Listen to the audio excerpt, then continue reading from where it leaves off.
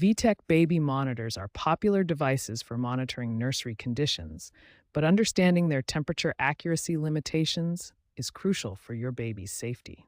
However, several factors can cause temperature readings to become inaccurate, potentially leading to false alarms or missed temperature changes that could affect your baby's comfort and safety. The first major cause is sensor placement. When the monitor is positioned near heat sources like heaters, in direct sunlight, or near cold drafts from windows or air conditioning, the readings can be significantly affected. Newer VTech models with internal temperature sensors face an additional challenge. These sensors, built into the camera body, can pick up heat generated by the camera's electronics, leading to artificially higher temperature readings. Understanding why accurate temperature monitoring matters is crucial. The American Academy of Pediatrics emphasizes that maintaining proper nursery temperature is essential for preventing overheating, which can contribute to SIDS and other sleep-related infant deaths. Temperature guidelines help parents dress their babies appropriately.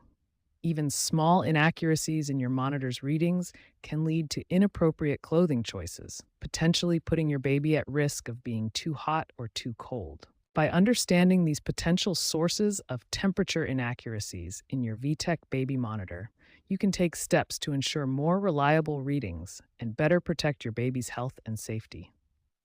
When your VTech Baby Monitor shows inaccurate temperature readings, follow these systematic troubleshooting steps to resolve the issue. Start with basic troubleshooting. First, power cycle both the camera and monitor by unplugging them for 30 to 60 seconds.